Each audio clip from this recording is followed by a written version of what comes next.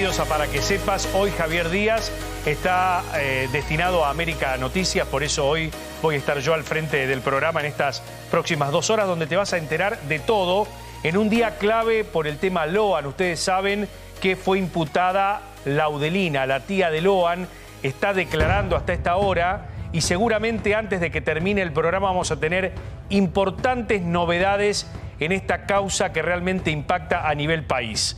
Pero yo quiero hablar en estos primeros minutos del programa de alguien que se suma al equipo de gobierno y puede llegar a tener incidencia en la economía del país.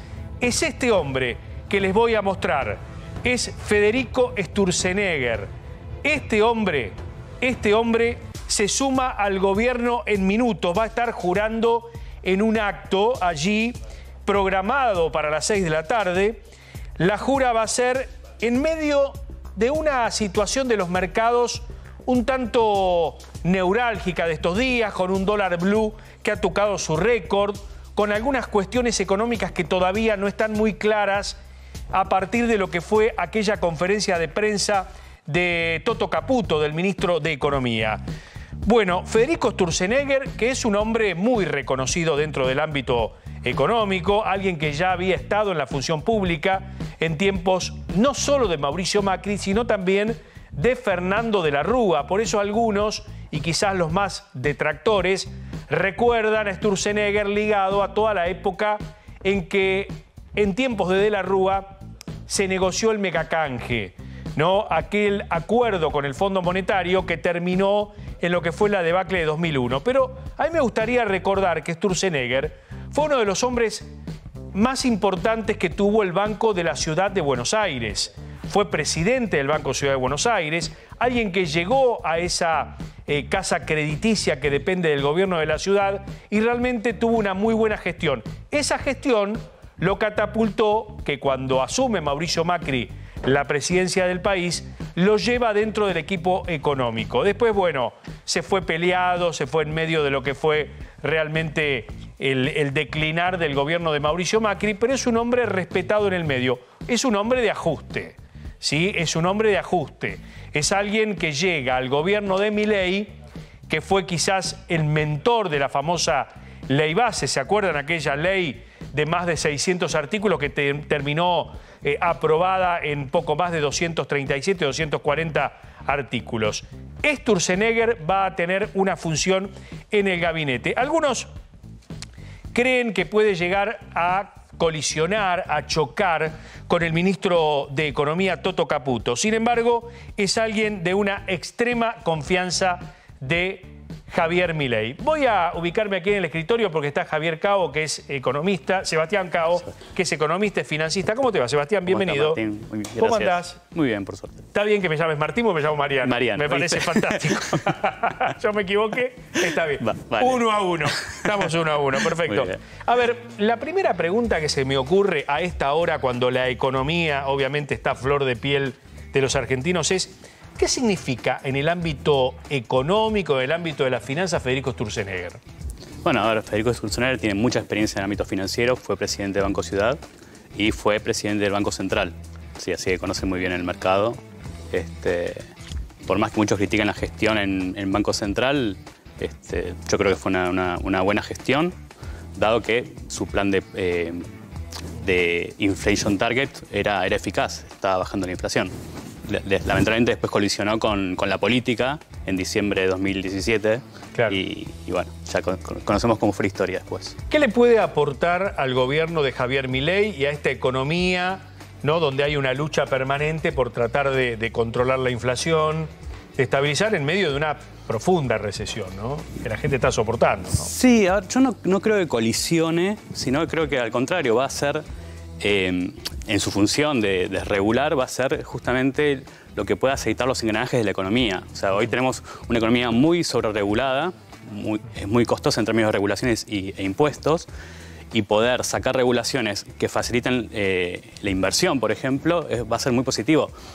De hecho, ahora el presidente es economista y no colisiona con Caputo para nada. Yo creo que va a ser positivo Sturzenegger en ese rol, dado que además ya investigó, como mencionabas al principio del programa, todo el tema con la ley bases y el decreto de regulación, ya analizó creo que todas las regulaciones a nivel nacional que afectan la actividad económica, ¿no? Que la retrasan y que la frenan. Sebastián, ¿cómo estás viviendo este momento coyuntural de la economía? Digo, un segundo semestre que ya estamos ingresando, ¿no? Sí. Y una economía que todavía no tiene respuestas para las grandes masas, ¿no? A ver, hay que pensar que el gobierno está enfocado en eliminar la inflación, que es el peor impuesto que puede afectar a una persona. ¿Sí? La inflación afecta en general a los más pobres por varios motivos. En principio porque destinan todo su consumo a bienes que son necesarios y por ende son más inelásticos, que afectan menos. Los precios se ven más afectados por la inflación, o sea, uno no puede restringir su consumo. Entonces, la inflación afecta a los más pobres por ese lado, afecta a los más pobres porque no tienen capacidad de ahorro, afecta a los más pobres porque tienen menos capacidad de negociar sus magros ingresos. Entonces, al detener la inflación, al frenarla estás beneficiando justamente a los más pobres en ese sentido. Y después, a ver, lo que veo es que estamos... A ver, no solo es bajando la inflación, sino bajando las causas de la inflación. ¿Sí? El déficit fiscal, ya estamos en superávit, junio va a dar superávit. El déficit cuasi fiscal del Banco Central, julio se termina, ¿sí? Se apaga el segundo motor del déficit, quedan los puts ahí metidos, pero bueno, la emisión endógena, que producto de los pasivos remunerados del Banco Central, se termina este mes. Todo eso es muy positivo para frenar la inflación y estabilizar la macro. ¿Ok? Y después, bueno, habrá que ver qué pasa cuando se promulgue la ley base finalmente y eso cómo incentiva la inversión. Bueno, a ver, en un ratito seguimos charlando de economía. Dale, vamos a hablar inclusive de en qué ahorran los argentinos y todo lo demás. Ya se sumó Gabriel Próspero. Bienvenido, Gabriel. ¿Cómo te va, Mariano? Bienvenido, un lujazo tenerte aquí. Bueno, pero tenemos información de último momento. Ahora, al filo de las 6 de la tarde.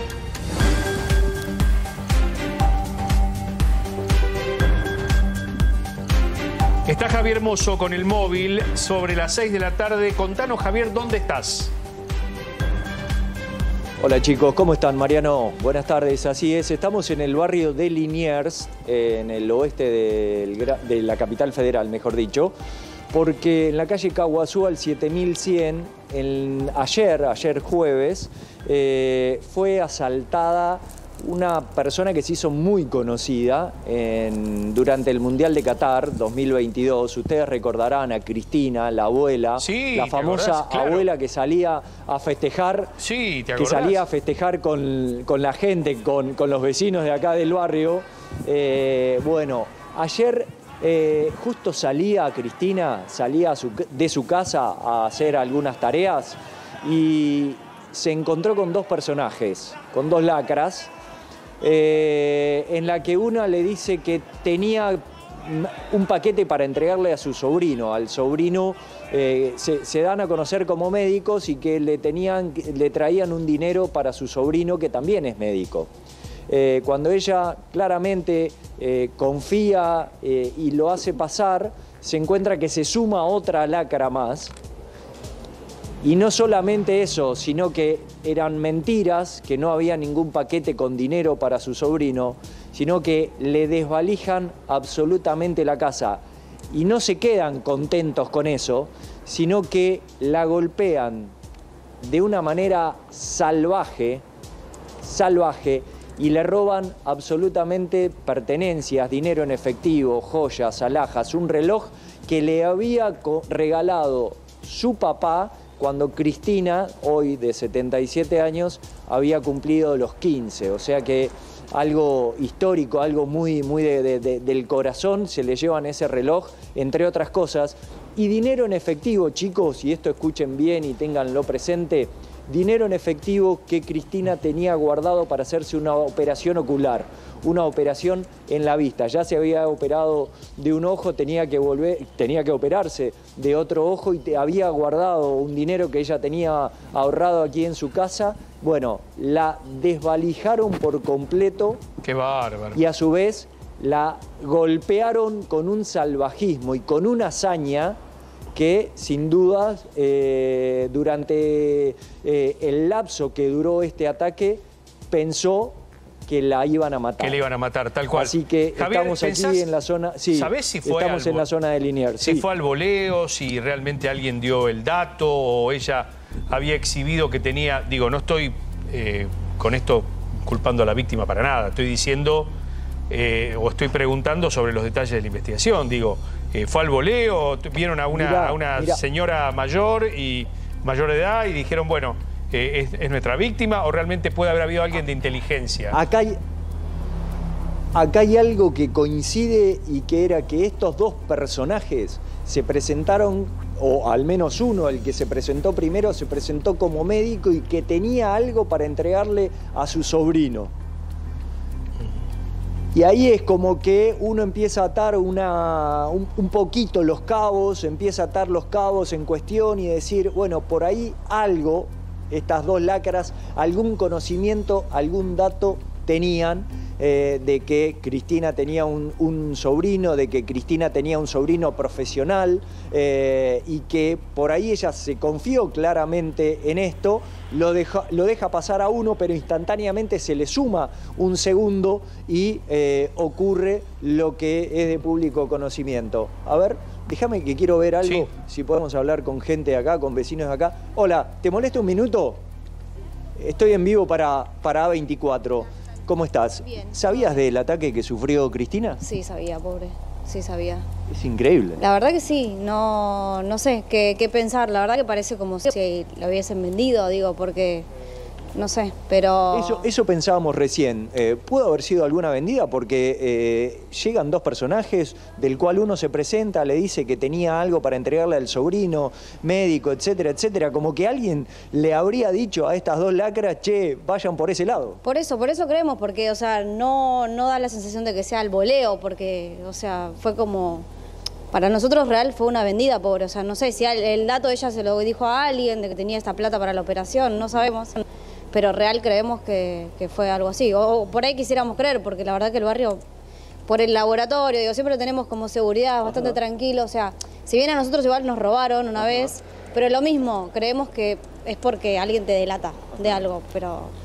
Y aparte de esto que decís, se iba a hacer una operación, tenía plata ahorrada, es como que ahora, lamentablemente, y me imagino con mucho miedo, no quiere exponerse, no quiere volver a salir en los medios, no quiere hacerse conocida de nuevo por esta situación, es entendible. Y sí, obvio, es entendible, pobre. La verdad, aparte de una señora mayor, sola... nada, la debe haber pasado muy mal, entonces es entendible que... Sintió que la mataban, dijo. Y sí, es que es real, o sea, uno nunca sabe lo que le pueden hacer, entonces, nada, pobre. ¿La pudiste ver? La vi así de lejos, o sea, no hablé con ella ni nada, pero bueno, nada, o sea, estamos como asustados también. Choqueado todo el barrio. Choqueados y tristes también por lo que le pasó, y pues una señora mayor, o sea, nada, pero bueno, nada. Hay que cuidarse, si la llegás a ver, porque claramente no quiere salir y está contenida por su familia, mandale toda nuestra solidaridad a la gente de A24, que estamos acá en la puerta tratando de tener algún testimonio y que nos pueda contar lo sufrido. Obviamente, si la llegamos a ver, le transmitimos la solidaridad. Muchas gracias. Hasta luego, chicos. Que esté bien. Chao, hasta luego. Chao, hasta luego. A ver, Javi, aquí está Gaby Prosperi chicos. también compartiendo con nosotros hoy el programa.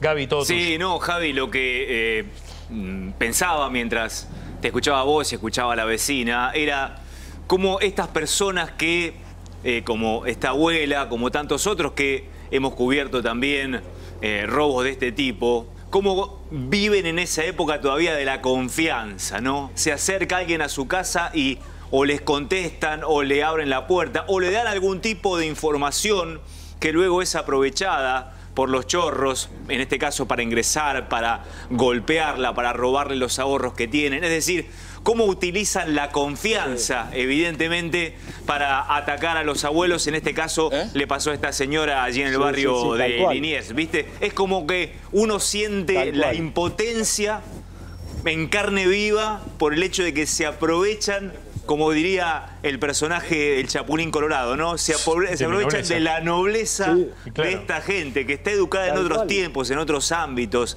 en otra relación vecinal, ¿no? Totalmente. Con el barrio. Sí, claro, coincido con vos. Sin duda. Coincido plenamente, Gaby. Coincido plenamente porque cuando nos enterábamos de la situación dijimos, esta señora confió y lamentablemente cayó. O sea, vos decís, no puede ser. A ver, ¿Qué mala persona tenés que ser para entrar, robarle? Pero no solamente robarle, supongamos que le robás, pero ¿por qué la hazaña de la violencia? ¿Por qué pegarle? ¿Por qué amordazarla? ¿Por qué llegar a una situación en donde la señora piensa que la iban a matar? Porque eso es lo que trascendió. No solamente la chica esta, la vecina con la que hablábamos recién, sino hablábamos fuera de cámara con otras personas de acá del barrio y nos decían, nos comentaba que tenía miedo de que la mataran. O sea, si ya le estás haciendo daño, robándole, violándole su propiedad privada, es que bien pudieron metiéndote a la matado, fuerza, Javi. ¿qué necesidad de Pudieron pegarle? matado, Pero porque claro, un golpe a una persona en determinada edad, bajo determinadas circunstancias, bien puede ser un golpe mortal, dado por estas personas que efectivamente tienen mayor fuerza, imponen su poder en esa situación en donde están sometiendo a una persona. Bien, efectivamente podrían haber asesinado a esta abuela. Así que el miedo que ella sintió obviamente se pudo haber trasladado al hecho mismo, ¿no? Sí, sin duda. Mirá, a falta de poder tener el testimonio de Cristina, de la abuela porque uno la recuerda así, y yo la verdad que la quiero recordar de esta manera. Si bien me imagino que ella debe estar muy triste, muy dolorida, muy golpeada, se ha viralizado. Se ha viralizado tanto ese cantito. Recién había una persona acá que está justo enfrente, ahora se me ha corrido, porque la verdad que me encantaría ver la posibilidad de hablar con algún otro vecino, alguna otra vecina que nos pueda contar la situación en sí. A ver, te proponemos lo siguiente. Como hablábamos recién con esta vecina. Sí. Te proponemos lo siguiente, en un ratito volvemos, dale, y seguimos charlando con los vecinos, ¿no? De este caso, insistimos, ¿no? El cuento del tío a un adulto mayor. En este caso, una abuela que se hizo célebre, ¿no?, en aquellos días de gloria del año 2022. Javier, gracias por tu relato. Un abrazo grande.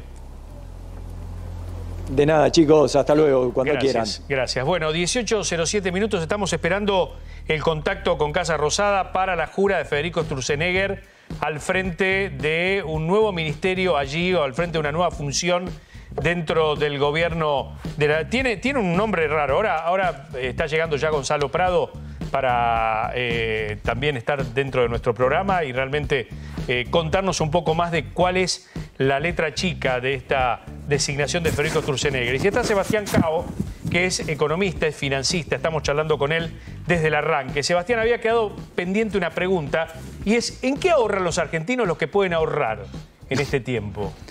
Bueno, a ver, las opciones que están dando vuelta en el mercado, a ver, básicamente dólares, obviamente. Creo que el perfil más conservador se vuelca a dólares. Y si no, una opción...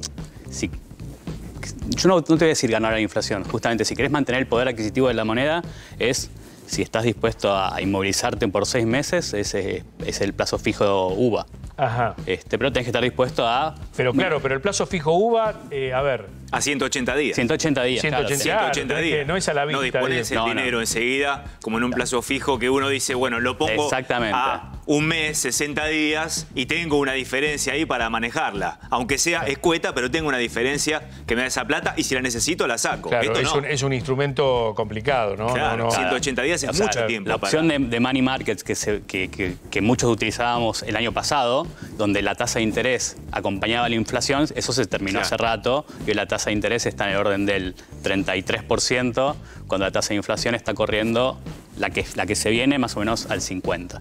O sea, este año se espera que sea 140, 130, depende de la estimación. Nos queda más o menos de acá a fin de año un 40%. ¿Fue un error del gobierno haber bajado tanto la tasa de interés? ¿Pensás que eso fue lo que provocó el aumento del dólar blue? Sí. A ver, creo que se aceleró demasiado en esa dinámica. ¿Sí? La bajó en la primera semana, vio que no pasaba nada, la volvió a bajar una semana después y ahí el dólar empezó a despertarse. A ver, ¿qué es lo que sucede? A una tasa de interés determinada, el particular o la empresa, lo que sea, considera que ya es más rentable salir y quedarse en pesos, que la tasa de devaluación no va a compensar eso. Entonces, lo que pasó es eso. O sea, si vemos los saldos a la vista, aumentaron, plazos fijos cayeron, están a la vista y están ahí expectantes a ver si se vuelcan a dólares o no. Pero en esa dinámica, sí, la tasa de interés efectivamente quedó... Por lo menos la dinámica de bajarla fue demasiado rápido. El problema es dónde se refugia alguien que tiene un poquito de ahorrar. Bueno, ¿no? en el dólar. Bueno, pero ese es el problema. Enseguidita recurrimos al dólar. No hay alternativa. Porque si no tenés que comprar un bien durable. ¿Pero qué es comprar un bien durable? Sí. ¿Podés llegar a comprar un auto? ¿Cuánta financiación necesitas? ¿O cómo te financiás para ni hablar. llegar al Bueno, auto? el tema, acá viene atado también el tema del crédito, porque los bancos salieron rápidamente a ofertar los créditos UVA, y los créditos UVA, si no domás la inflación, termina siendo una catarata de aumento de capital. Bueno, ahí tenés un punto súper interesante. Yo creo que hay mucha gente que, dada la alternativa que existe crédito ahora, empieza a ahorrar y dejar de... ¿Cuál era la dinámica hasta el año pasado? Vos tenías un consumo con básicamente esteroides, ¿sí? Donde el gobierno volcaba pesos al mercado y se consumía todo y veíamos restaurantes llenos. O sea, era mucho consumo sin producción, entonces los precios aumentaban muchísimo.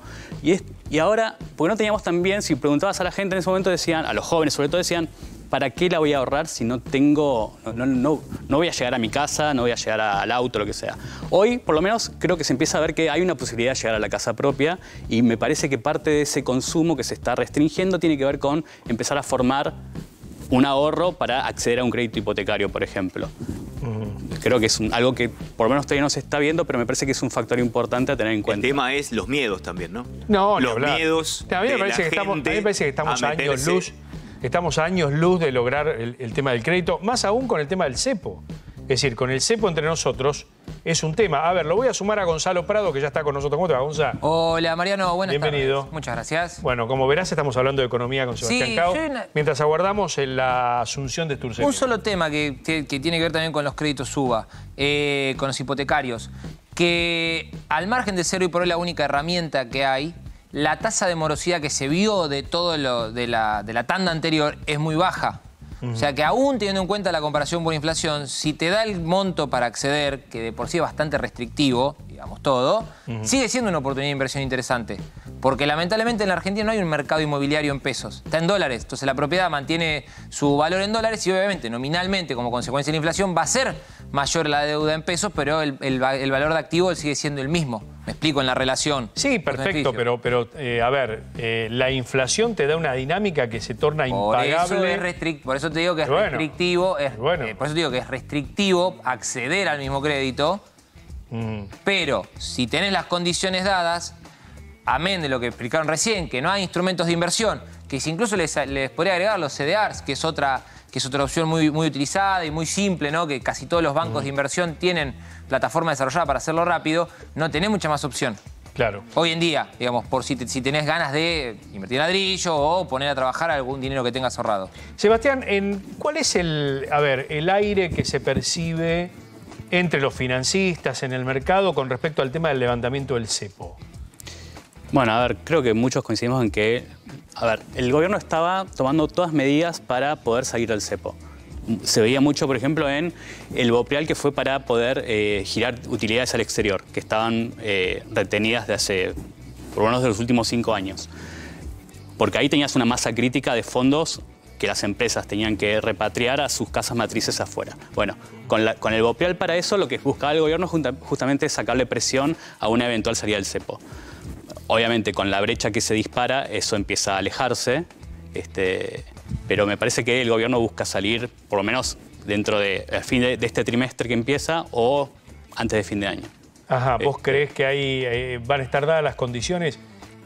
A ver, vos me habías hablado... Mariano, la semana pasada, en la famosa conferencia de prensa de Caputo con Bausili, no dio plazos de salida del cepo, Caputo.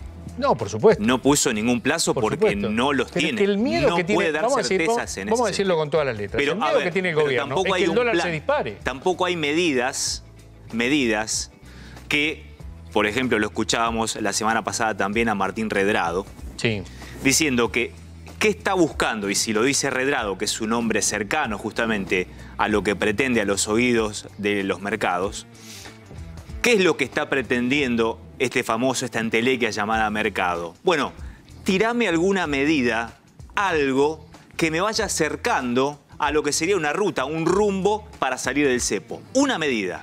Toma una medida que nos vaya acercando a la salida del cepo total. Es decir, saca el cepo en algo. Liberalizá el dólar en algo. Claro, pero ahí una medida. Eso el gobierno todavía no lo tiene porque sabe que en esta situación de extrema incertidumbre no quiere dar ese paso. Por lo menos es lo que establecieron Caputo con Bausili. Va por otro lado. Vamos a escuchar a Redrado. Vamos a escuchar a Redrado, a ver cómo lo decía. Dale. La incertidumbre ha generado precisamente el estancamiento de las reservas. Por eso, lo que yo decía en la respuesta anterior, demos un camino de certidumbre con respecto a la salida del cepo y seguramente de esa manera van a empezar a fluir más los dólares de exportación. ¿Y por qué el campo no liquida? Porque le dan créditos. ¿Por qué no liquida el cereal? Porque le dan créditos. Es muy simple. Si vos te fijas, lo hemos contado innumerables veces aquí en este programa. ¿Cuál es el stand que está más concurrido en cada una de las ferias agropecuarias? El del Banco Nación. ¿Por qué? Claro. Porque a los productores agropecuarios les ofrece un crédito, una tasa anual del 20%, regalado para las tasas que se manejan hoy en día. Entonces, ¿qué hace el productor? Que viene de 3 años de pasarla mal. Dice, bueno, yo agarro el crédito y en vez de vender el grano, voy financiándome con el crédito y voy pagando el crédito con la venta del grano. Y así te das cuenta de algunas cuestiones. Por ejemplo, ¿cuál fue el modelo de auto más patentado el mes pasado? ¿Cuál fue? Marca y modelo. No sé. La Toyota Hilux. Claro, la del campo. La del campo. Claro. Aprovecharon en el agro para empezar a renovar sus herramientas de trabajo. ¿Por qué? Porque tienen mayor financiamiento gracias a esta línea de crédito que se le da. Vos dirás, entonces el gobierno está dando señales contrarias. Por un lado, necesita dólares para salir del cepo, porque la clave es eso. Hoy por hoy la economía argentina no tiene la cantidad de dólares suficientes en la reserva del Banco Central para poder liberar el cepo. Punto y aparte. Si lo sacás de un día para el otro, tenés un aluvión de demanda de dólares por parte de las empresas, no de nosotros. De operaciones de 100 no estamos hablando del dólar blue. Millones de dólares, no, estamos hablando de dinero en serio, que hoy por hoy no está. Entonces, si lo libera el cepo de un día para el otro el gobierno, puede tener una corrida. Y una corrida sin reservas es peligrosísimo. Entonces, eso lo sabe el gobierno. Ahora, ¿qué es lo que le dicen el FMI, los principales fondos comunes de inversión, ¿no? BlackRock, etcétera, etcétera, etcétera? Dice, che, pará, dame una señal de que está bien. El ajuste fiscal lo entiendo, pero quiero ver una cosa, un plan económico además de un plan de estabilización. ¿Qué hace niña con lo que estaba diciendo recién Gaby? Por último, Sebastián, y antes de despedirte, preguntarte, ¿ves luz al final del túnel cuándo? Bueno, a ver, de vuelta. ¿O cuánto mide el túnel? Bueno, sí. ¿No? Sí. Si es en metros, se ríe en cuadras, el diputado en Álvaro González, que está kilómetros. aquí detrás de cámara. Ahora le va a tocar a él, ¿no? Estar acá en el... A ver, sí hay luz al final del En la túnel. silla. El tema es cuánto tarda la economía en empezar... A ver, cuánto tarda el sector privado en empezar a invertir. ¿Sí?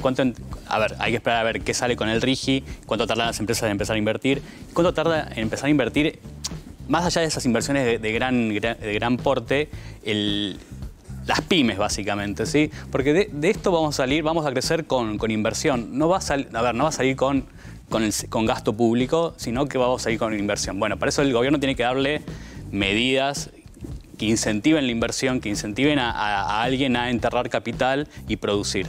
Si esperamos a que esto salga con gasto público, evidentemente el gobierno ha dicho que no, ha cortado cualquier vía por ese camino. Habrá que ver si algo de obra pública se reactiva, pero no parece ser el motor de crecimiento que se viene para tampoco Argentina. está el concepto, Sebastián, de inversión pública, ¿no? Es como que el gobierno lo ha sacado del juego, porque hablamos de inversión pública, por ejemplo, cuando hablamos de hacer una ruta o hacer una infraestructura para determinado pueblo, por ejemplo, que esté necesitándola, hospitalaria, educativa, lo que fuere.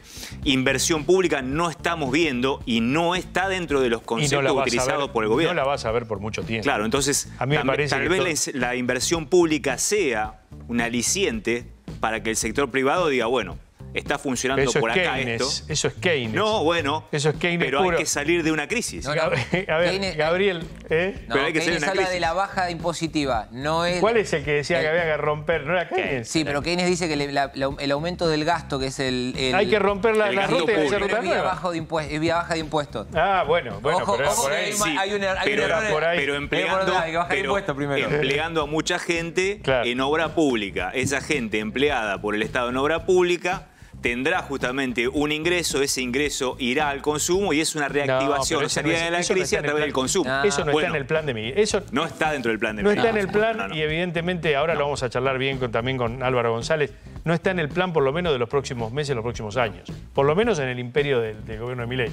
Correcto. Sí, para mí lo que el plan ahora es que el sector privado ponga las inversiones. El blanqueo, cuando uno mira el blanqueo que se aprobó en la ley Bases, tiende a eso. No tiende a recaudar justamente por blanquear ese dinero, sino para que vos dejes ese dinero depositado, ese dinero sea tomado por los agentes económicos e inviertan. ¿Por qué? Porque si vos lo dejás si vos lo depositas en cuentas durante 3 años y no lo sacás, no pagás nada, por ejemplo, por el blanqueo. Entonces, el incentivo del blanqueo es a que vos traigas el dinero del exterior y lo deposites y que sirva a la economía para capitalizarse. Claro, desde luego. Pero no volvértelo a llevar. Y no volvértelo a llevar, claro. Pero ¿hay restricciones para volvértelo a llevar o se lo pueden volver a llevar? No, pero si está declarado, ya está. Si está declarado, ya pagas el impuesto.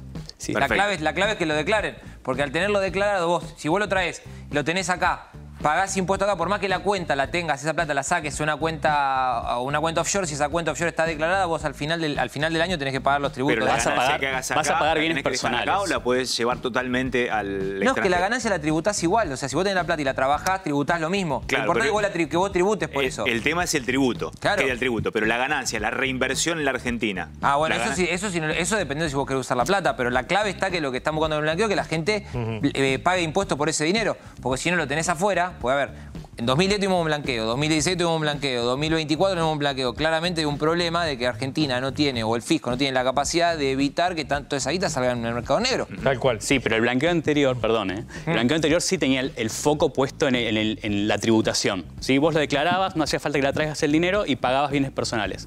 Este blanqueo tiene el foco puesto en la producción, que ese dinero se capitalice. Si vos, no hay multa, si vos lo dejas depositado y no lo extraes, no pagas la multa. Vas a pagar bienes personales, que además podés pagar bienes personales en el plan adelantado, pagás por 5 años el 0,50 creo que era. Entonces pagás muy poquito, todo junto, eso sí. Pero creo que el foco en ese blanqueo justamente es que capitalice la economía, que está muy descapitalizada, justamente. Hay muy poca inversión, muy poco capital productivo en el país. Sebastián, gracias Muchísimas por tu gracias presencia. a ustedes. Muchas gracias. Bueno, estamos esperando la conexión con Casa Rosada para ver la jura de Sturzenegger. 18 horas. ¿Cómo impacta en el equipo económico la figura de Sturzenegger? Ganó Caputo. ¿Ganó Caputo? Ganó Caputo. Mirá, te voy a decir, ¿qué 3 secretarías va a tener Federico Sturzenegger? Sí. 2 segunditos que te la digo puntualmente. Va a tener 3 secretarías. La Secretaría debajo de su área, ¿no? La Secretaría de Transformación y Reforma del Estado, la Secretaría de Simplificación del Estado y la Secretaría de Desarrollo y Modernización del Empleo Público. Todas atribuciones que pertenecían a la jefatura de gabinete, a Guillermo Francos. Cada uno de los titulares de esta secretaría vienen de la época de Pose, te lo adelanto. O sea, Claro. mañana, el lunes van a tener que estar armando el CV porque los van a echar. Ah, ¿sí? Sí, listo. Ya te lo puedo adelantar. Decime, ¿y cómo se llama el ministerio? Ministerio de Desregulación Económica y Modernización del Estado, si no me falla la memoria. Y Transformación del Estado, perdón. Donde el hincha de Gimnasia, porque siempre hay que aclarar cuando hay un hincha de Gimnasia, va a tener la tarea primero de llevar adelante este digesto que preparó para Patricia Bullrich y Horacio Rodríguez Larreta, y además va a tener que confluir con un Toto Caputo que en este caso le ganó la pulseada, porque Sturzenegger va a tener muchas menos atribuciones de las que quisiera haber tenido. Ojo, ganó esta batalla Caputo. La guerra entre ambos todavía tiene final abierto. Ya tenemos que ir en vivo, ya podemos ir en vivo a Casa Rosada, donde jura Federico Sturzenegger al frente de este Ministerio de Desregularización y Modernización del Estado. Escuchamos. Dará lectura al acta de juramento del señor Federico Adolfo Sturzenegger, Ministro de Desregulación y Transformación del Estado. En la ciudad de Buenos Aires, capital de la República Argentina, a los 5 días del mes de julio del año 2024, siendo las 18 horas 25 minutos, perdón, 18 horas 25 minutos. Yo, el escribano general del Gobierno de la Nación, me constituyo en el Salón Blanco de la Casa de Gobierno. Vamos a desregular el reloj. Donde se encuentra presente el señor Presidente de la Nación, doctor Javier Gerardo Milei, y se presenta el doctor Federico Adolfo Sturzenegger, designado Ministro de Desregulación y Transformación del Estado, por decreto 586 del día 4 del corriente año, mes y año, a quien el señor Presidente de la Nación le recibe el juramento de ley que presta en los términos del artículo 93 de la Constitución Nacional, prometiendo desempeñar con lealtad y patriotismo el cargo que acepta, cumpliendo y haciendo cumplir la Constitución de la Nación Argentina en cuanto de él dependa. Leo al señor Presidente de la Nación y al señor Ministro, quienes firman ante mí, doy fe. Seguidamente, prestará juramento el doctor Federico Adolfo Sturzenegger.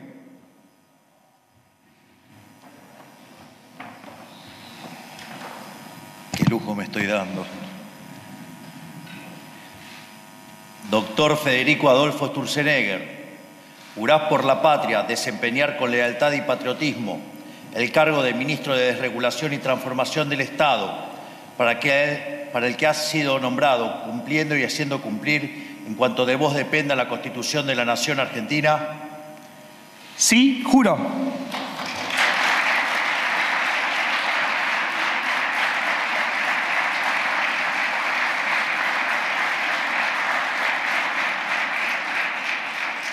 Si así no lo hicieres, la Nación os lo demande.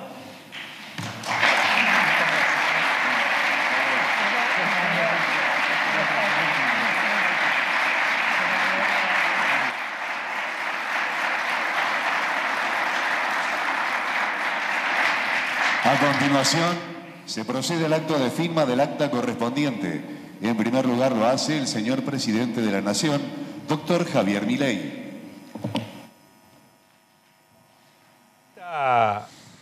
¿Estamos en vivo? Ahí estamos, ¿eh? La firma entonces, formalmente Federico Sturzenegger se incorpora al gabinete. Había un libro que tenía Sturzenegger que se titulaba Yo no me quiero ir. Fue parafraseando a Lorenzino, ¿se acuerdan? En Grecia. Cuando dio aquella nota acá. Acá con medio Grecia. ¿Sabes por qué arranca con ese título? Hace toda una relación, se lo invito, que era sobre lo que es el hincha de Gimnasia y Grima de la Plata. Así arranca. Claro, explica con metáforas futbolísticas por qué no se quiere ir. Sí, pero ahí daba algunas recetas para bajar la inflación. Sí, daba recetas para bajar la inflación, daba recetas... ¿Podrá aplicarlas acá? Es que no va a depender de él. No, claro, pero bueno, es alguien que permanentemente está en esa legión de dirigentes que dijo que bajar la inflación era fácil. Ahora, la figura de Sturzenegger convenció al presidente de la Nación de que era una persona potable para estar dentro de su gobierno. Hace aproximadamente un año, Javier Milei tenía palabras poco menos que denostantes. Sí, claro. Con Federico Sturzenegger. Bueno, pero acá, a ver, se ha convertido realmente en una especie de gurú de todas las leyes. Este es el libro. Yo no me quiero. ¿No? Y daba ahí una serie de recetas y demás, recetas que no se pudieron aplicar o no han servido hasta acá. A ver, voy a sumar a Álvaro González, que es diputado nacional del PRO, y está con nosotros. ¿Qué tal, Álvaro? ¿Cómo está? ¿Qué tal, Mariano? ¿Cómo le va? Está difícil bajar la inflación. Es difícil bajar la inflación. Sí, es difícil. Digo, nadie le encuentra la vuelta. Ni Macri, que en su momento la subestimó y dijo, voy a... A nosotros nos costó mucho. Y acuérdense que cuando llegamos, salimos del cepo. Acuérdense, una devaluación. Sí, la primera semana. Sí. El dólar costaba 9 pesos y se fue a 14. Claro. Después eso fue a precio. Con lo cual, yo lo que creo es que me parece que las soluciones mágicas planteadas en los paneles de televisión, llevadas a la realidad, son más difíciles de llevar adelante. Entonces, como primera, digamos, mi primera reflexión es, ojalá le vaya bien a Federico en esta nueva etapa de su dilatada carrera, porque me parece que el eslogan del cambio cultural a lo mejor ahora puede tener alguien que lo transforme y lo lleve a la realidad, y que sea un cambio cultural donde la gestión después será valorada positivo o negativamente por la sociedad en función de lo que pueda hacer Federico Sturzenegger, tenga un lugar y se terminen estas cuestiones que son, digamos, del tipo más épicas que eficaces. Ahora, da la sensación de que su figura, ingresando al gabinete, es más ajuste sobre el ajuste. Bueno, por eso. Digo, nosotros... ¿qué viene a aportar más ajuste? Bueno, Pero a una sociedad que realmente no sé hasta cuándo va a tolerar el ajuste, ¿no? Es lo que había dicho Milei en campaña, ¿no? Que no, iba a está ser bien, pero bien, pero una cosa... Nosotros hoy estamos viviendo casi un estado de recesión. No, estamos en una recesión. Importante. Muy importante. Entonces, las medidas que pueda tomar Federico Sturzenegger van a generar a lo mejor un poco más de dolor en la sociedad.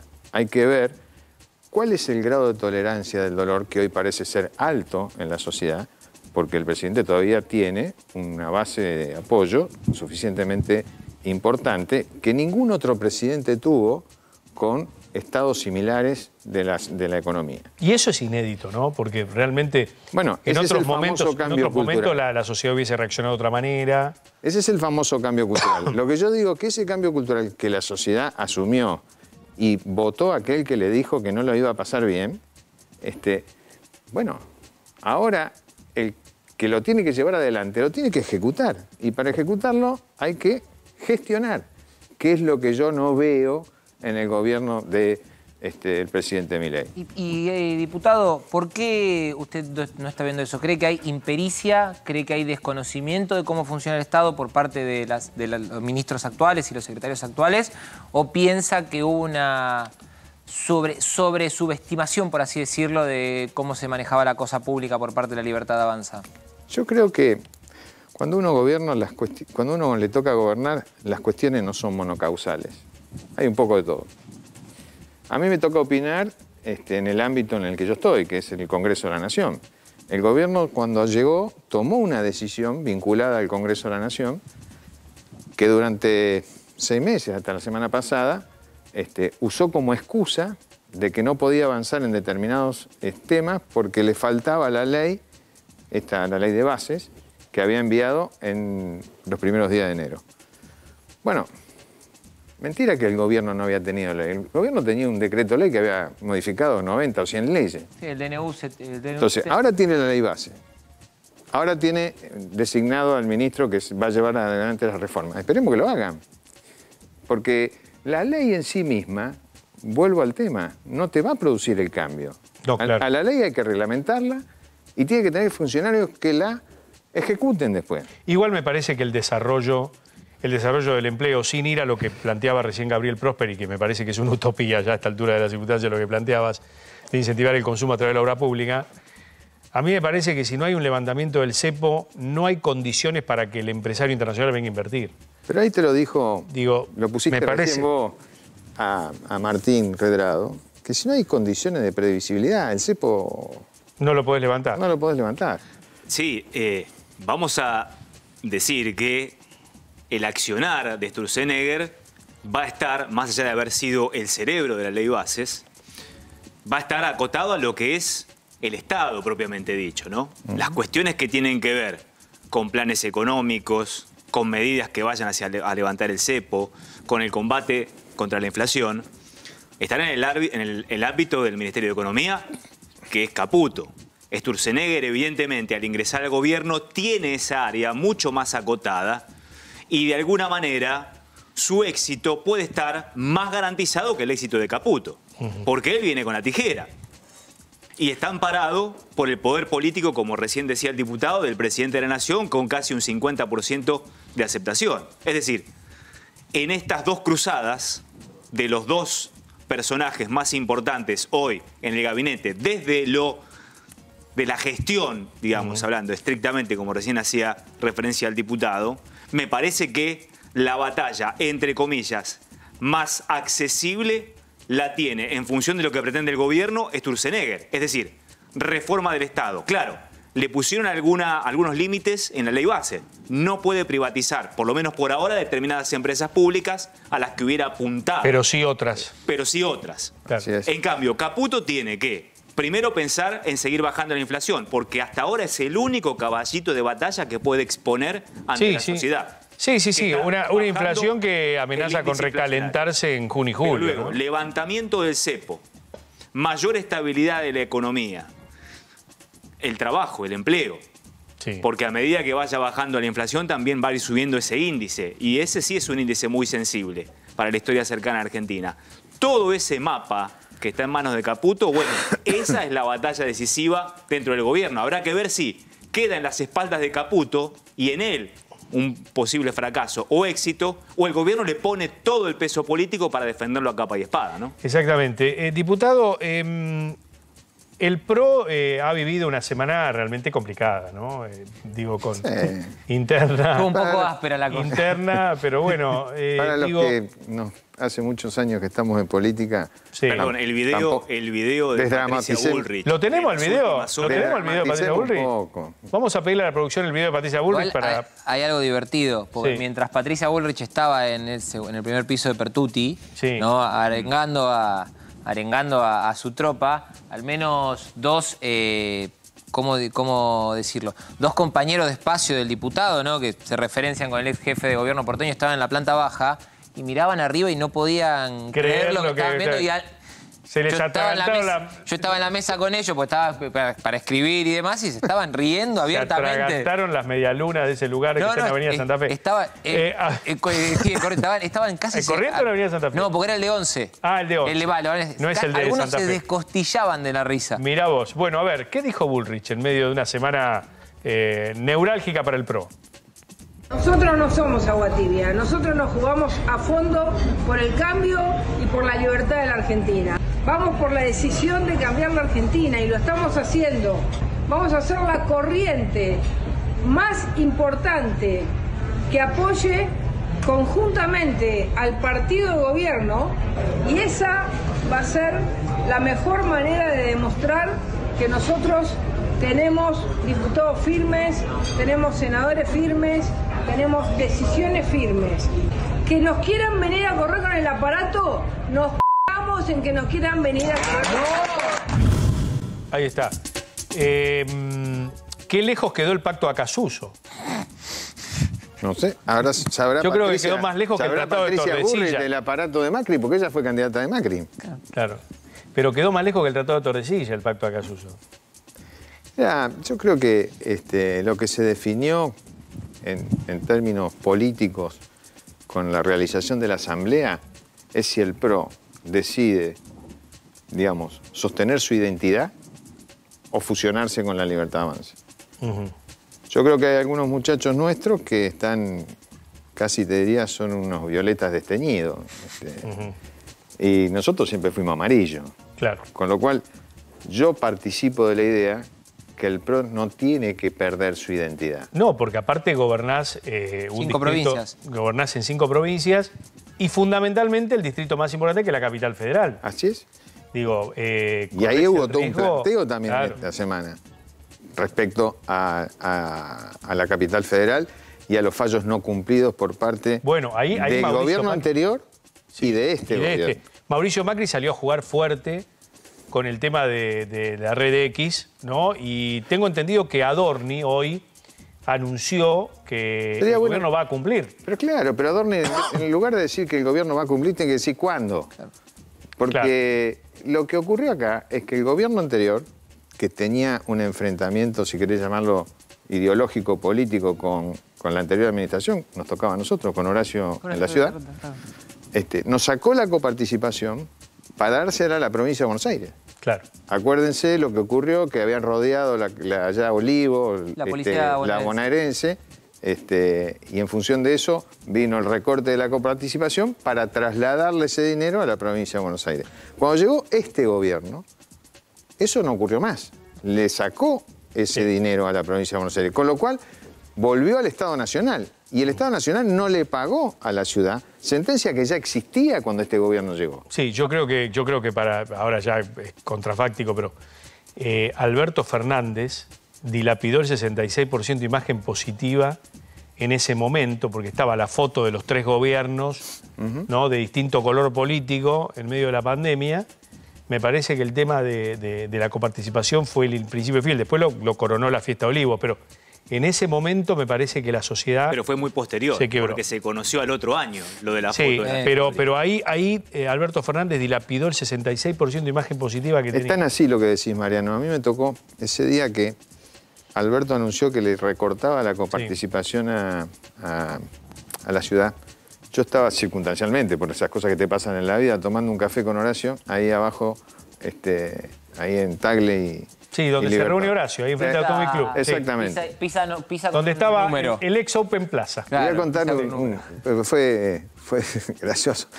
Suena el teléfono, mira y me dice, uy, el ministro del Interior. Me dice, ¿lo atiendo? Y le digo, mirá, si no lo atende ahora, lo va a tener que atender dentro de 10 minutos, qué sé yo. Claro.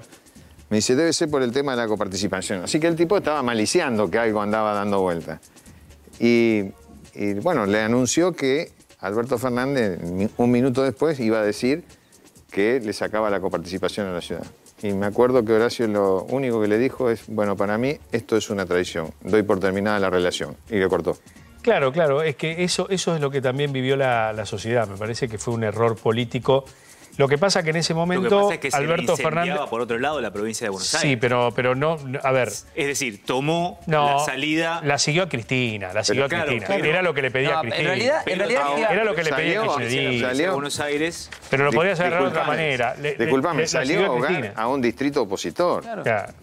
Con lo que imprimió el gobierno de Alberto Fernández, iba a necesitar sacarle la plata a la ciudad. Aparte hay un tema que se va a ver ahora.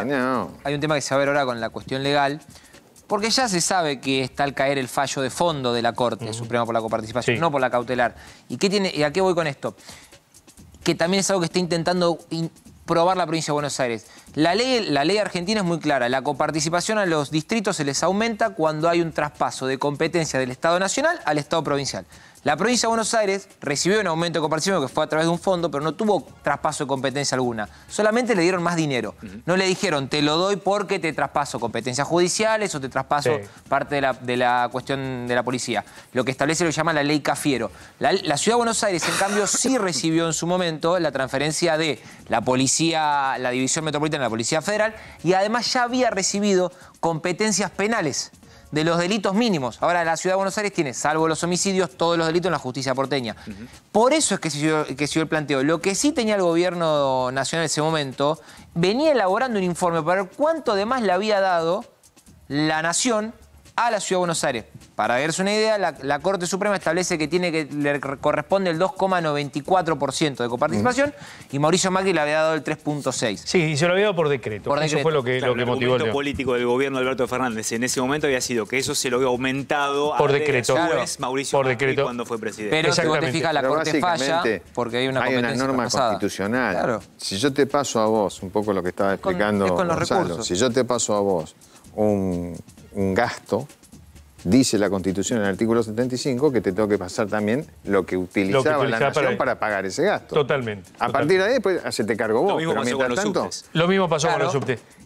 Álvaro, gracias por su presencia. Gracias a ustedes por esta charla. Me parece que estuvo muy más que interesante. Y a disposición para cuando lo estime conveniente. Igualmente. Bueno, nos estamos yendo a la pausa. La primera, en un ratito tenés más te traigo el semáforo del Pacto de Mayo. Mirá lo que te mirá, espectacular. El Pacto de Mayo en julio. En julio, sí, la julio. El semáforo. Desregularon el calendario también, si querés, no solo el reloj. Y hoy sumamos aquí al club de Para que Sepas a Gaby Prosperi.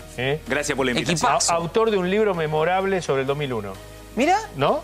Es verdad. Así que bueno, después lo vamos a charlar. Bueno, memorable. Bueno, sí. 18:43, no se vayan. Está el tema Loan, lo vamos a tratar antes de las 8 de la noche. En Para que Sepas te enterás de todo. Ya volvemos.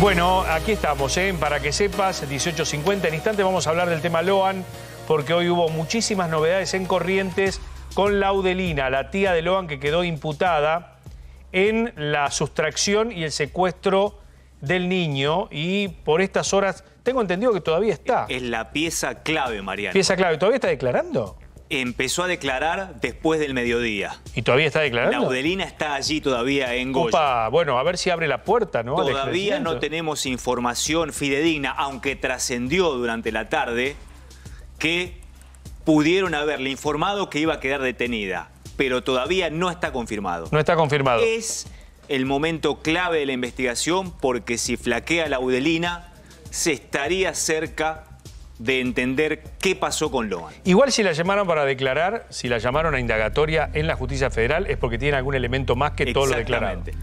Porque si no, la verdad no había elementos para llamarla. Porque ella estaba, de alguna manera, con una denuncia por amenazas en la justicia ordinaria. Si realmente la justicia federal la llamó y la imputa, tiene que ser primero por un delito federal. ¿En calidad de qué la imputa? Porque si no, un defensor te plantea la incompetencia en 3 minutos. Y después, para mí tiene que haber algo en los teléfonos. Pero bueno, lo charlamos en un ratito. Por supuesto. Lo charlamos en un ratito. Porque el amigo Prado nos había prometido el semáforo del Pacto de Mayo, que es en julio. Sí. El Pacto de Mayo es el 9 de julio, el 8 de julio. Vamos a empezar con los asistentes. Dale. ¿Querés ir a viendo? ver, vamos. Bueno, porque también tiene que ver con una especie de semáforo. Los que confirmaron que van, los que están en duda y los que directamente no van a ir. ¿Por qué querés empezar? Vamos por los asistentes. Los dale. asistentes, bueno. ¿Quiénes confirmaron las...? Bueno, ya que estamos en duda. ¿Quiénes están en duda para el Pacto de Mayo?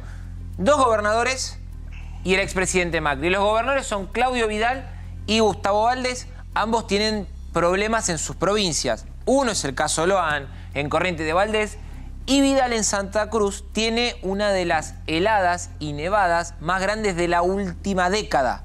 Está prácticamente paralizada la provincia, entonces no sabe si va a poder asistir al Pacto de Mayo, aunque ya se había comprometido. Lo mismo Valdés. Mauricio Macri. Está bien, pero Valdés es un pretexto, porque digo, es un caso que está dentro de la esfera de la justicia, la política. Bueno, pero el gobernador, está bien. Está bien, pero digo, tenés un pacto de un índice programático futuro. Es un pretexto. No puede, bueno, pero no puede. Luego haber ido a firmar un papel con el presidente cuando tiene... A mí me parece que... mismo Vidal, a mí me parece que se puede separar tranquilamente. Bueno, ellos dicen... Es un pretexto para decir no voy, ellos tienen, los dos ya habían dicho... Los dos no, la nevada, y la nevada, ponele. Los dos, Valdés y Vidal, ya están comprometidos a firmar el Pacto de Mayo. Están de acuerdo con el Pacto de Mayo, pero, como decía Gaby, políticamente dudan de asistir por estas cuestiones. Son los únicos 2 gobernadores que están en dudas. Después está Mauricio Macri. Hoy hablé con una persona muy cercana al expresidente y me formuló la siguiente frase. ¿Por qué Macri tendría que ser el único expresidente que vaya? Porque ahí vamos a los que ya dijeron que no van a ir. ¿Quiénes son? Bueno, como gobernadores, Axel Kicillof, Sergio Silioto, Ricardo Quintela, Gustavo Melela, de Tierra del Fuego, Gildo Infran, y de los expresidentes ya confirmaron que no irán, Cristina Fernández de Kirchner, a quien en la Casa Rosada elogiaron mucho por la respuesta que dio. Porque dicen, respondió como una verdadera exmandataria. Una respuesta formal, correcta, precisa. Alberto Fernández también dijo que no irá. Dualde lo comunicó vía su esposa que no va a estar. Y Estela Martínez de Perón. María Estela Martínez de Perón, también había dicho que no iría. Ahora, ¿quiénes son los que confirmaron la asistencia al Pacto de Mayo? Bueno, empecemos. Cornejo, Frigerio, Saadir, Esdero, Jorge Macri, Orrego, Puyaro, Yarlora, Sáenz, Poggi, Pasalacqua, Jalil, y me podría estar faltando alguno más, Ignacio Torres y Jorge Macri. Quiere decir que los únicos 2 peronistas que van a estar son Yarlora y Pasalacqua. Yarlora, Pasalacqua, Jalil. Jalil también, Jalil. Sáenz. Sáenz también. Sáenz también. Y y obviamente Jaldo, ¿no? Que es el Jaldo, anfitrión. el de Tucumán. Claro, que como contábamos hace 2 días, arranca con los Palmeras. Van a estar los Palmeras, ¿no? Van a estar los Palmeras, va a estar Panam. Fue el día que yo falté que lo contaste eso. Es verdad. Claro. Va a estar Panam, va a estar los Palmeras, va a estar el chaqueño palavecino. Y me está faltando el que va a ser el artista que hace el cierre, porque hay alguien que va después de los Palmeras. ¿Sabés? Y ya te doy un dato más. Pregúntame por qué después de toda la polémica con Lali Espósito, Depósito, hay un silencio de radio en la Casa Rosada al saber que los Palmeras van a estar recibiendo prácticamente a Milei. ¿Por qué? Por la ley base. Bueno, claro, si pasa, ya está. Necesitamos los votos de Tucumán. El presidente Milei cayó en el tema de los recitales. Criticó a Córdoba por los recitales. ¿La verdad que lo criticó a Yarlora? Cosquín. Nos criticó el festival de Cosquín, el presidente Milei. Bueno. Una provincia que se nutre de los ríos, la sierra y los festivales.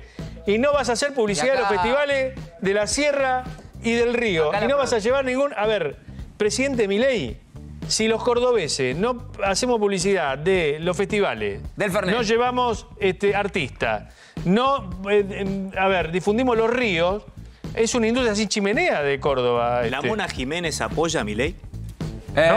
No sé. En realidad, la Mona Jiménez, con el último político que le recuerdo una foto, fue con Larreta en verano del año pasado en el Festival Boom Boom. Puede ser. Que es el festival que se hace en honor al cumpleaños. Porque Pop la Mona no es.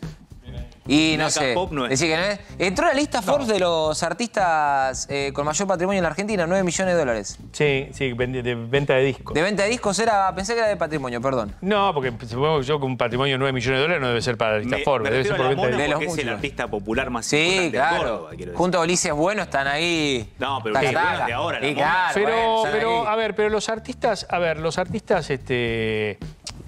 yo no sé si hay un tema que esté muy politizado. Los artistas porque más los allá... Palmeras sí, entonces estarían de acuerdo. Pero los Palmeras nunca estuvieron politizados. No, pero estarían de acuerdo con la línea que tienen. Es que lo que pasa es que los invita, ojo, no los invita a presidencia, los invita a la provincia. Claro. No es que la provincia y la ciudad. Pero al presidente de la nación. Sí, pero vos sabés que yo hacía la misma pregunta y debo admitir que pequé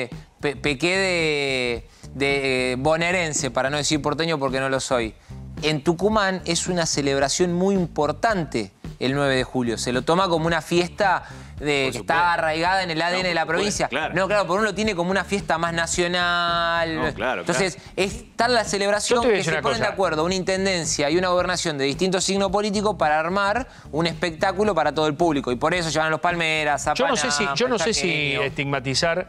Yo no sé si apelar a la estigmatización del músico, del artista, con respecto al político turno que lo lleva. Yo simplemente lo pregunto, porque porque vos el artista se ofrece pero vos tenés... quiere darle el aval al presidente. Igual los Palmeras son menemistas, ¿eh? Pero vos tenés porque gente... le decidí a Carlos Saúl en 2003. No, tampoco. Pero vos tenés gente que ha expresado sus ideas políticas. El caso de León Gieco, el caso de Víctor Heredia. Pero eso sabemos su pasado. Ya viene con una tensión, con una historia... a ver, lo que ha sido, otros artistas que a lo mejor se han manifestado. Peteco Carabajal en su momento también, me parece que también... Y fuertemente. Fuertemente salió. Pero hay otros que no, hay otros que han actuado en una y otra administración. No sé, el caso, por ejemplo, de Lito Vitale. Lito Vitale ha actuado en distintas administraciones. En la ciudad, con el kirchnerismo, con el PRO, en la época de Macri, por supuesto, Baglietto. Me parece que son artistas que son contratados por los estados y que actúan. Lali Espósito, bueno, sí, se manifestó en ese momento. Pero yo no sé... Además, Cristina la nombró en una entrevista. Hace poco claro. Justamente la novia del entrevistador. Exactamente. Bueno, ¿hacia dónde vamos? Y ahora te voy a contar el semáforo. Me tengo que ir al profesor. Perdón, pensé que me mirabas a mí. No, nos tenemos que ir al profesor. Es el momento del profesor Rosales, bordeando las 7. ¿Querés participar de la clase del profesor? Me encantaría, me encanta. Rosales, en Boca Ratón, en los Estados Unidos. Hola, querido Luis, ¿cómo te va? Muy buenas tardes. Siempre se dijo que en la República Argentina los libros de economía prácticamente no tienen basamento. Es decir, vos podés estudiar a Samuelson en economía y seguramente la Argentina es un libro propio, es un libro inédito. Y así parece que es con los años y con las décadas y con los gobiernos y con los colores políticos. La economía argentina tiene sus sorpresas. La UBA, a través de un informe, ha descubierto algo que lo venimos sintiendo hace varios años, y es que hoy por hoy ya no alcanza con ser trabajador en blanco en la República Argentina, porque el trabajador en blanco ya es pobre, o muchos de ellos son pobres. La UBA habla del 35%. Mara Pegoraro es politóloga, profesora titular de la carrera de Ciencias Políticas de la UBA y coordinadora del Centro de Estudios para la Recuperación Argentina, Centro RA, de la Facultad de Ciencias Económicas de la UBA desde el año 2021. Bienvenida, ¿cómo le va? ¿Qué tal? Muchas gracias, buenas noches. ¿Es así? ¿Es el karma? Es decir, la teoría argentina incluye esto. Trabajadores formales, pobres. Sí, efectivamente es así. Hay una tendencia creciente que es que el hecho de tener trabajo no te saca de la pobreza. Y en realidad lo que el informe muestra, más allá de la tendencia creciente en este sentido, es que la Argentina va perdiendo su estructuración habitual de ser una sociedad de clase media, donde el trabajo garantizaba junto con la educación la movilidad social ascendente, y esto ya no pasa. ¿Y esto se viene notando desde hace muchos años? Bueno, la serie que nosotros tomamos empieza en el 2017, pero efectivamente sí, digamos, uno puede proyectar que esto empieza, pero las caídas más abruptas se registran hacia finales del 2017. Tenés una caída muy abrupta, lógicamente, en la salida de la pandemia, pero lo más notable del dato del 2024, de este primer trimestre de 2024, es que estamos en valores equivalentes a la salida de la pandemia. Ajá. Es decir, que el fenómeno de ajuste como decisión de política económica, la famosa licuadora, está produciendo efectos sobre el mercado de trabajo y sobre los ingresos de los trabajadores y sobre la situación de la construcción social argentina equivalentes a lo que produce una pandemia mundial. Ahora, estamos hablando de trabajadores que están por debajo de la línea de la pobreza. Ya lo había advertido la propia ex vicepresidenta Cristina Kirchner en el gobierno de Alberto Fernández como un fenómeno al cual ni siquiera el peronismo podía hacerle frente. Entonces la pregunta es, este fenómeno, para evitar que se convierta en estructural, para evitar que sea una razón de ser ya establecida, ¿cómo se debe salir? ¿Qué debe hacer un gobierno? ¿Qué meta se debe proyectar para que un trabajador pueda volver a tener la expectativa, por ejemplo, de poder alquilar una vivienda digna? No ya de comprar una, porque eso hace mucho tiempo que ya con un sueldo es casi una quimera, pero alquilar dignamente, ¿cómo se trabaja en eso? Bueno, en el informe nosotros mostramos rápidamente cómo hay una pérdida de puestos de trabajo en diferentes ramas de la actividad económica, ¿no es cierto? La primera, uno podría decir, bueno, lo primero que hay que resolver es la recesión económica en términos de la actividad. La tasa de actividad económica en la Argentina está en franca caída y eso impacta en el mercado de trabajo. Si vos lo pensás en términos de los sectores populares y asalariados, vos tenés que el mayor rubro donde se pierden puestos de trabajo es en el sector de la construcción, que simultáneamente es el sector donde más se manifiesta la informalidad laboral. Y entonces no solo tenés desocupados pobres, sino que te aumenta la masa de subocupados, porque la gente pierde uno de sus trabajos, sigue demandando trabajo, y entonces aquel que ya no está en el mercado de trabajo no puede entrar, porque aquellos que logran sobrevivir pero no les alcanza, empiezan a ocupar esos puestos. Y se hace una cultura de la changa permanente. Exactamente, entonces vos tenés la presión sobre el mercado de trabajo es altísima en un escenario donde la política económica no está orientada a la recuperación de la actividad. Eso es muy interesante lo que está marcando, porque he escuchado en los últimos años varios proyectos de querer bajar la jornada laboral sin resignar, obviamente, salarios ni derechos, para permitir que otros tomen ese trabajo, ¿no? De hecho, Francia lo hizo. Pero de hecho, ya sucede, Mariano. ¿Por qué? Porque por más que vos reduzcas la jornada laboral, ya muchos trabajadores necesitan 2 trabajos, es decir, cumplir con 2 jornadas laborales al día para parar la olla. Claro, sí, es verdad decir, eso. Vos bajás la jornada laboral, pero ¿cuánto vas a pagar esa jornada laboral? No, por supuesto. ¿Cuánto van a recibir de salario? ¿Es un problema de inflación o es un problema empresarial?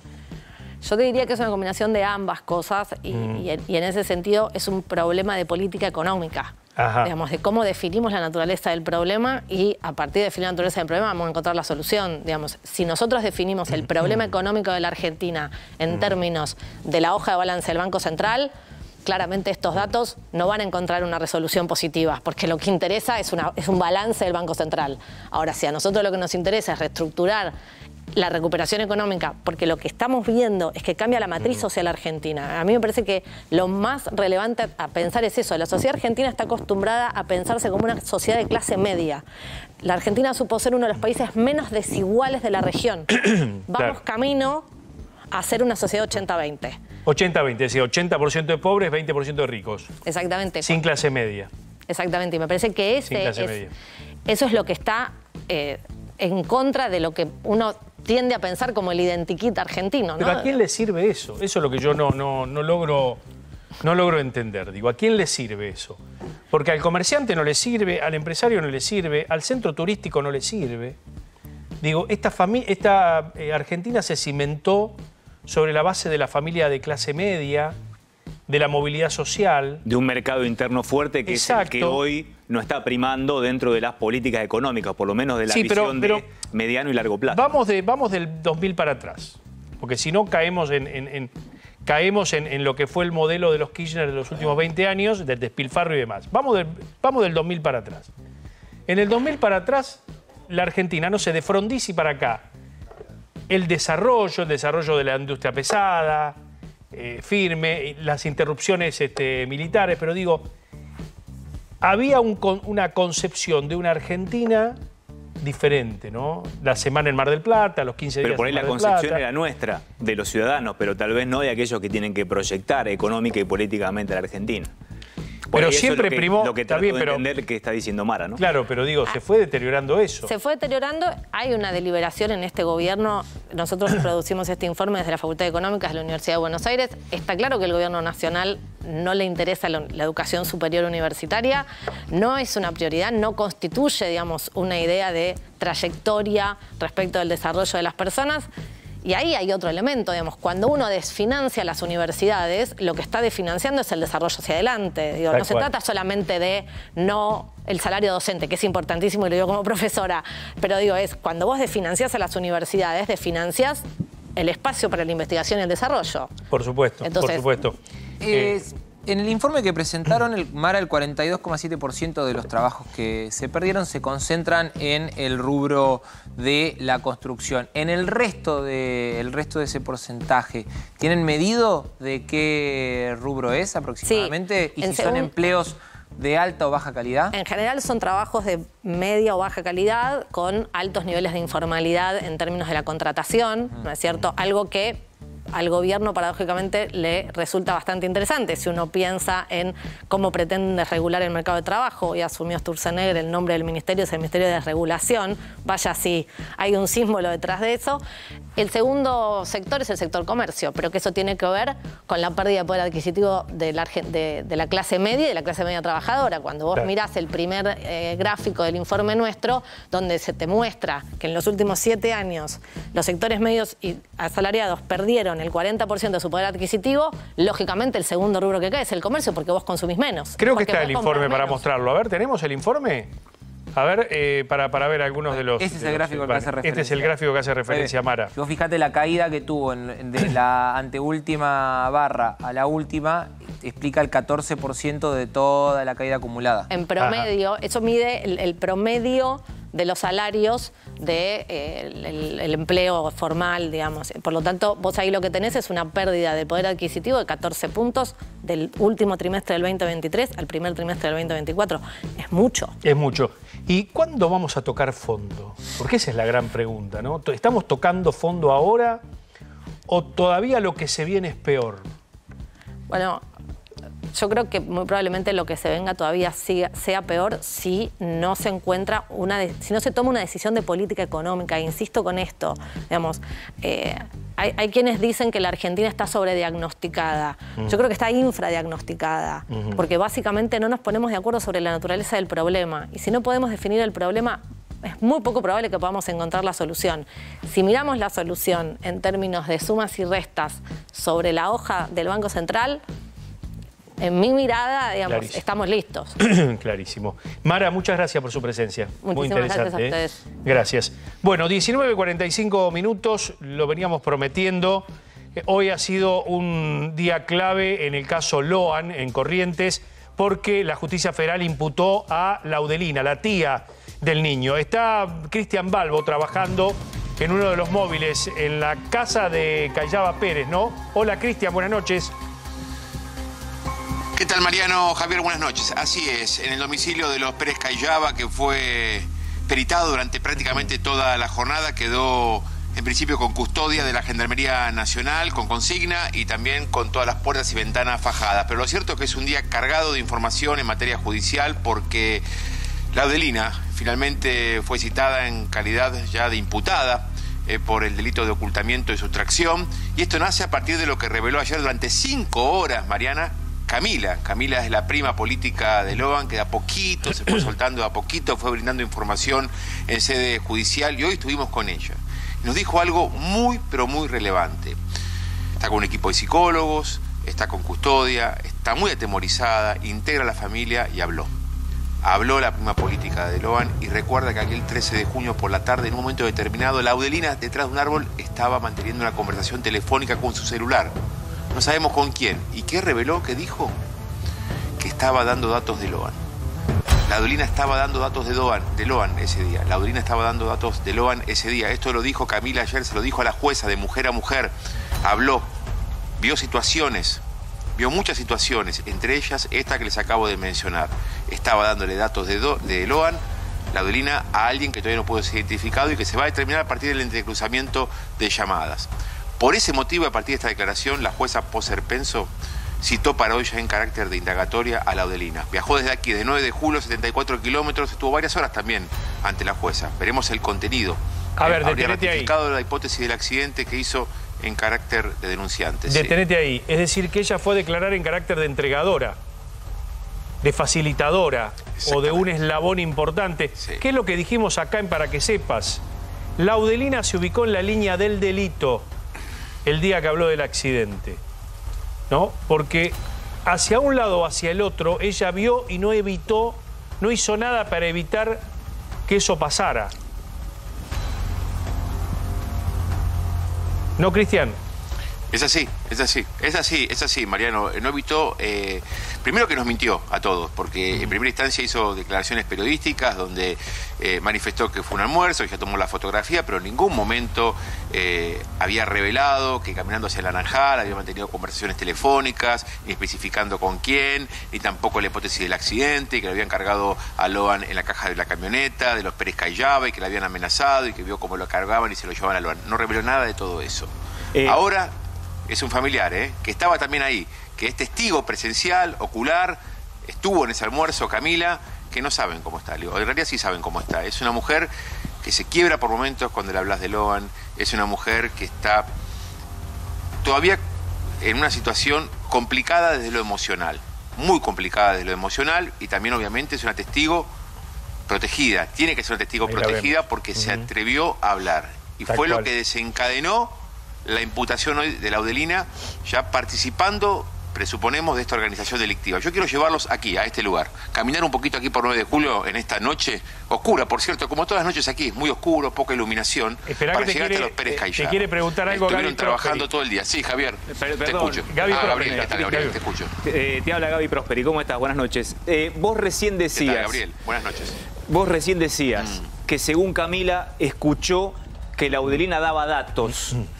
¿Pudo especificar, decir, detallar, Camila, qué tipo de datos? Me refiero a lo siguiente. Estaba dando datos, según ella, características del menor, o estaba dando datos respecto de lo que iba a pasar o había pasado con el menor. Eso lo sabe la jueza, Gabriel. Nosotros, en la conversación que mantuvimos con ella, en la entrevista que le hicimos, ella nos confiesa, nos revela que vio a Laudolina manteniendo una conversación telefónica, ofreciendo datos de Loan, de manera sospechosa. Esto hace inducir que en realidad lo que estaba diciendo era brindando información a alguien, a un tercero que no estaba en ese almuerzo, vía telefónica, sobre Loan. Y que eso a ella le llamó la atención. De hecho, lo dice prácticamente quebrada. Le costó revelar esto. Lo logró la jueza Poser Penso ayer. Y lo dio eso, cara a cara, esa comunicación que ella... solas las dos. Esa comunicación a la que ella te hizo referencia. ¿Camila la vio cuando Loan aún estaba en la mesa en la casa de la abuela o ya Loan no estaba? Loan ya no estaba en la mesa. Loan ya había avanzado hacia el Naranjal.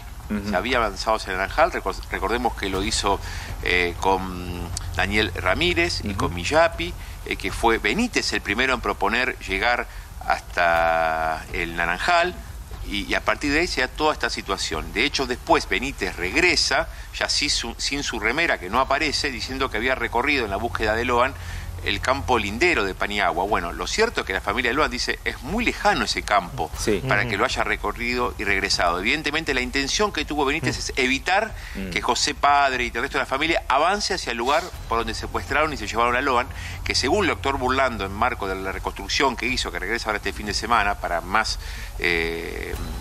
búsqueda de evidencia y para recorrer el territorio, desde su punto de vista la salida de Loan fue hacia la ruta 12, de ahí hacia el interior, y Benítez es probable que la intención que tuvo es despistar al resto de los comensales de esa mesa para que no avancen hacia ese lugar, como también participe. O sea que hablamos de un matrimonio implicado que mintió y que de alguna manera tuvo una participación activa en el secuestro de Loan.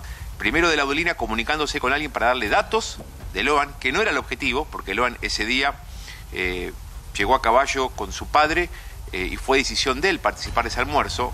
Presuntamente la intención de esta organización era otro menor y podía llegar a ser la hija de Camila. Camila nos dice, yo presumo, a partir de lo que pudimos reconstruir, que venían por mi hija. Por algo lo manifiesta y por eso decidió ahora entonces avanzar. Desde la Fundación Lucio Dupuy, que se dedican al tema de trata de personas, la están protegiendo, está en un hotel, ella aquí de 9 de julio, con consigna de la prefectura, muy asustada. Los propios abogados piden que la califiquen como testigo protegida. Comenzó a hablar y ayer lo hizo ante la jueza y hoy lo hizo con A24, con nosotros en exclusiva, donde profundizamos un poco sobre esa declaración que hizo el día de ayer. Y ahí es donde manifiesta esta situación. Laudolina aportando datos a un tercero vía telefónica. No pasaron ni 24 horas que la jueza le dijo a Laudolina, venga para acá, venga al juzgado, está imputada. Ocultamiento y sustracción. Usted está involucrado. Su marido ya está detenido. Su marido ya hay elementos, se presume, para considerarlo también partícipe qué bárbaro el cauce que está tomando además, esto. Esta trama. Sigue esto. Quiero que me cuentes esto, la casa este lugar, acá hay parte de los cerebros, claro.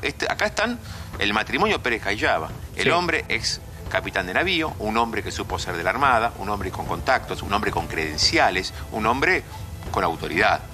Y Cayaba, una mujer también con credenciales, funcionaria municipal, una mujer con autoridad política en el lugar, que vivían en esta casa.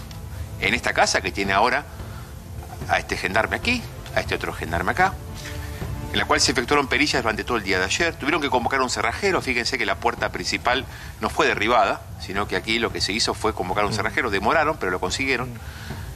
Figura la faja de clausura en la puerta, también en sus ventanas. Estuvieron trabajando. Detrás hay un silo arrocero y detrás está la imagen que vimos anoche que nos impactó, que es con el georradar. Estuvieron trabajando durante la noche de ayer y hoy por la mañana también en una losa, en una losa que se presume era nueva. No la rompieron, trabajaron con el georradar y dio negativo. Y dio negativo el trabajo en esa losa, que ayer la imagen nos impactó con la situación que se estaba desarrollando en esta vivienda. Esta es la casa, es una casa que se destaca del resto aquí en la zona. Es una casa, podríamos decir que para 9 de julio importante, de un hombre de la Armada y de una funcionaria municipal que habrían participado del secuestro de Loan. Así lo determinó en primera instancia el trabajo de los K9, que determinaron que Loan estuvo en la camioneta Ford Ranger blanca. Y además hoy surge un dato muy importante que lo aportó Pablo Ponzone, que el dato que aportó Ponzone es que el resultado preliminar de las pericias sobre el Ford Ka rojo, que es el que habrían utilizado, imagínense, lo traen a Loan, lo dejan acá y lo pasan al Ford Ka rojo, se presume. De acá, esa noche, de acá partió Cayaba al hospital local, con esa tos y con ese catarro para que la mediquen. Y al otro día, hay que ver esa noche donde la pasó Loan, al otro día parten con el Ford Ka rojo de la Cayaba, que fue peritado también esta semana, y cierro con esto, encontraron un rasguño en el baúl. Encontraron un rasguño, resultado preliminar, en el baúl del Ford Ka rojo con el cual viajó la con esto. Cristian, nos vamos a reencontrar el domingo en América Noticias, dale. Y ahí vamos a charlar largo y tendido. Perfecto, vamos a tener una transmisión súper extensa el domingo para darle tratamiento como corresponde. Dale, porque me tengo que ir al otro móvil en el final. Gracias. Buen trabajo, Cristian Balbo. Rápidamente a Cecilia Conesa, que está en una marcha. Cecilia, todo tuyo hasta el final. Dale. Que es la aparición. Muy buenas tardes, Mariano, muy buenas tardes a todo el equipo. Es así, en este momento nos encontramos en el Juzgado Federal de la localidad de Goza, a 80 kilómetros de la localidad 9 de julio, donde se convocó esta marcha frente al Juzgado Federal, donde en este momento todavía continúa Laudolina declarando. También se espera, la información de último momento es que se esperan que lleguen 2 personas más de la localidad de 9 de julio, las cuales han sido aportadas por Laudolina, además de de que la Audelina, como bien decían ustedes en el piso, habría aportado datos del paradero de Loan. Una marcha que estaba convocada ya para el día de hoy y justo coincidió con la declaración de la Audelina aquí en el Juzgado Federal. Hay más de 500 personas, se espera que se superen las 1000 personas en esta marcha. Muchísimo frío aquí en la localidad de Goya y sin embargo la gente sigue de pie, la gente de Corrientes, de la localidad de Goya, de Capital, de 9 de Julio y de todas las localidades a lo largo y ancho de la provincia de Corrientes siguen de pie pidiendo porque aparezca Loan. Además, la otra información que tenemos es que durante la tarde la Audelina llegó aquí al Juzgado Federal alrededor de las 1:30 de la tarde, 2 de la tarde, y también junto a los fiscales definieron medidas de seguridad para la Audelina y sus hijos. Sí, bueno, la información que surge luego de que definieron medidas de seguridad para sus hijos, la información que surge, como bien decían ustedes en el piso, es que la Audelina queda imputada finalmente por la desaparición del niño. ¿Pero la han detenido ahora? ¿Está detenida? ¿O sigue declarando? ¿Cuál es la...? Continúa declarando, Mariano. Quiere decir, quiere decir que no se negó a declarar, que es un derecho negarse a declarar. No se negó, es decir, sigue declarando... En tercer término... Exactamente, ella llegó a las 1:30 de la tarde, como yo te decía, aquí al Juzgado Federal, y la declaración comenzó alrededor de las 4 o 5 de la tarde. Estuvo bastante tiempo definiendo la seguridad de su familia junto a los fiscales, luego comenzó a declarar y continúa declarando y aportó datos importantes. Es por eso que se espera la presencia de 2 personas más aquí en el Juzgado Federal a raíz de la declaración de la Audelina. Y bueno, también aparentemente, y la información que circula, una información muy importante es que aparentemente estaría dando datos del paradero de Loan y de qué hicieron con Loan. Además, resaltar esto es importantísimo, me parece que, a ver, esto puede quebrar el inicio del fin de semana. Sí, Mariano, porque si es como dice Cecilia, seguramente a partir de esta declaración, casi en simultáneo, vamos a tener novedades de búsqueda, de rastreo. Exactamente. Porque si da algún dato, algún indicio de qué pudo haber pasado con Loan los minutos después de ese almuerzo en la casa de la abuela, tendríamos ya que tener movimiento de las fuerzas federales en la búsqueda justamente de confirmar o no lo que pueda estar declarando la Audelina. Exactamente. Entiendo yo que una declaración bajo una imputación es con la debida defensa técnica, porque una persona no puede autoincriminarse si no está la defensa técnica al lado.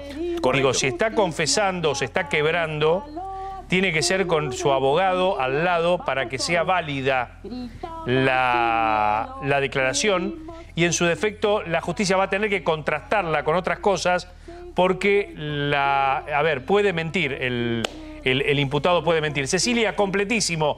Te liberamos, gracias, volveremos a hablar. Bueno, gracias, Mariano. Y la última información es que hasta el 15 de julio se ha extendido el secreto de sumario. En principio era por 10 días y ahora se extendió hasta el 15 de julio. Bien, muy bien. Muchas gracias, Cecilia Conesa, allí desde Goya, en la provincia de Corrientes. Bueno, nos queda 1 minuto y medio para nuestros amigos acá.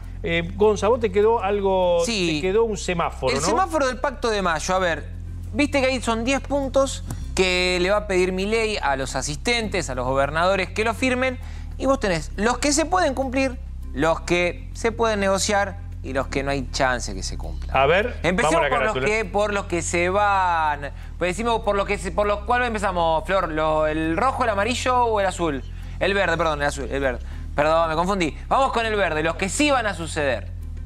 Primero, la inviolabilidad de la propiedad privada. Es obvio, está en la Constitución Nacional. El equilibrio fiscal innegociable es un punto por el cual hay hoy por hoy un acuerdo social en que hay que tender hacia eso. La adecuación inicial, primaria y secundaria útil y moderna con alfabetización plena y sin abandono escolar. Y el compromiso de las provincias existentes de avanzar en la explotación de los recursos naturales del país. En estos puntos están de acuerdo. Vamos con el amarillo, que es para ver, negociemos. La reducción del gasto público a niveles históricos, en torno al 25% del PBI. Hay que ver, puede ser difícil. Lo mismo la reforma tributaria. Se puede conseguir, se puede conseguir. ¿En qué sigue el amarillo? Vamos con la próxima, por favor. La apertura al comercio internacional de manera que la Argentina vuelva a ser protagonista del mercado global. Esto es algo que todas las provincias quieren y se pueden hacer. Ahora creo que vamos por el rojo, ¿no, Flor? Bueno, ahora vamos a hablar de lo que no se va a conseguir ni de asomo. La primera, la rediscusión de la coparticipación federal de impuestos para terminar para siempre con el modelo extorsivo actual que padecen las provincias. No se logró en la historia de la Constitución moderna sentarse a conversar la coparticipación. ¿Por qué? Porque tienen que estar las 24 provincias de acuerdo. Imagínate que Formosa no va a estar de acuerdo en que le saquen fondos para la provincia de Buenos Aires, para Córdoba, para Mendoza, etc. La reforma laboral moderna que promueve el trabajo formal, la reforma laboral que se debatió y se aprobó con la ley bases, se había negociado con la CGT, pero al final del día la CGT dice, che, no, para mí no me gusta. Entonces ya con ese antecedente es muy raro. Y la reforma previsional, no hay posibilidad lo sacaron directamente de la ley base. Sí, no hay chance alguno de que se lleve adelante por las implicancias que tiene. Y creo que con eso estamos, ¿no, Flor? Muy bien, muchas gracias. Excelente, buen fin de semana, Gonza. Igualmente, María. Gabriel Prosperi, realmente un placer, ¿eh? Igualmente, igualmente. Qué bueno que esta carrera nos encuentre acá haciendo piso juntos. Bueno, gracias a todos. El lunes estamos con Javier Díaz, como siempre, a las 6 menos 10 de la tarde. Me falta la frase. Ah, sí, no me asustes, no me Lo que te pasa a vos, nos pasa a nosotros. Gracias por habernos acompañado. América Noticias, el domingo a las 3 de la tarde. Los espero.